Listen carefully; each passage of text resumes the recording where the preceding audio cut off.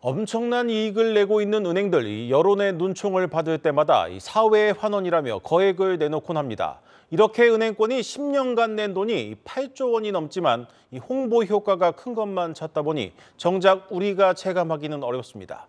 변화가 필요해 보입니다. 신용훈 기자입니다.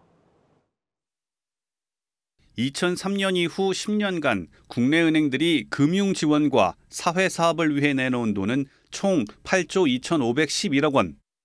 한 해 평균 8천억 원 이상을 사회에 환원해 온 데 더해 은행들은 최근 2조 1천억 원에 달하는 역대급 사회 환원 계획도 발표했습니다. 해마다 거액을 내놓고 있지만 이자 장사 등 은행에 대한 부정적 인식은 쉽게 바뀌지 않고 있습니다. 학계에선 당국의 압박에 못 이겨 내놓은 자율성이 결여된 단편적인 지원 프로그램의 한계를 지적합니다. 이유가 뭐냐면 경영학적으로 얘기하면 이거는 기업의 핵심 운영이나 밸류 체인하고 아무 관계없는 일이다. 마치 시혜적인 가난한 사람들한테 먹을 거 이렇게 던져주는 느낌, 이런 거는 사실은 효과가 없습니다. 천편일률적인 활동과 백화점식 지원으로 효과가 반감되는 점도 문제입니다. 그 사업 자체의 문제를 보면 사실 여러 가지 정말 다양한 활동들을 하고 있다는 거고요. 두 번째는 그 활동들이 개별 은행별로 큰 차이가 없이 대동소이하다, 굉장히 유사하다는 측면입니다.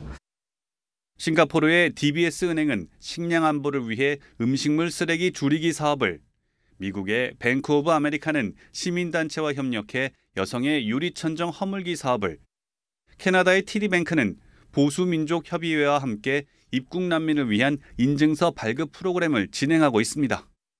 단편적인 금융 지원에서 벗어나 지역사회에 필요한 사회사업을 발굴하고 일련의 과정을 함께하면서 개선점을 이끌어내고 있는 겁니다.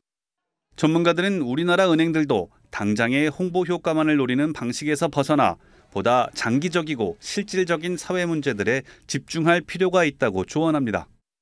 한국 사회가 가지고 있는 여러 가지 문제점들이 있을 텐데, 고령화 문제도 있을 테고, 저출산 문제도 있을 테고, 기후 위기나 여러 가지 문제들이 있을 텐데, 어떤 한 분야에 좀 집중을 해서.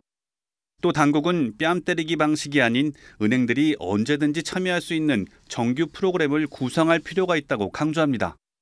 사회공헌 활동의 공식적인 통로를 좀 분명히 해줄 필요가 있을 것 같아요. 지원 프로그램을 세우고 거기에 금융기관이 재원을 조달해서 무슨 매칭 펀드 같은 걸 낸다든지 그런 식으로 정규적인 프로그램을 만들어서 하도록 해야 될 것 같고요. 역대급 사회 환원 규모에도 여전히 차가운 시선을 받고 있는 국내 은행. 사회사업의 패러다임 전환이 필요한 시점입니다. 한국경제TV 신용훈입니다.